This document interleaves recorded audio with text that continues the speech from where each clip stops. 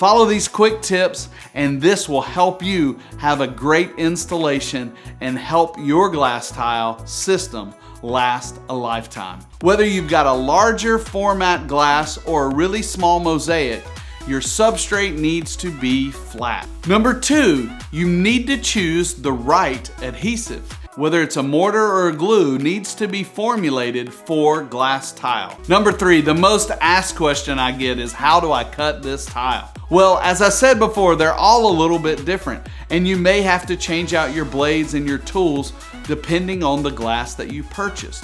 Whether you're using a wet saw or a grinder or even a cutting board, make sure you have the appropriate blade. It needs to be formulated for glass tile. Some pro cutting tips: go slow.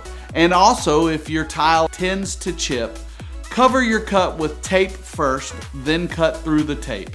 When cutting glass, be careful. It's sharp. It's glass. Keep a rubbing stone close. That'll help you rub down the edges of the glass and it'll even out some of those chips that are inevitable. I picked this next video here just for you. And don't forget, before you click over, like and subscribe and go see what that's about.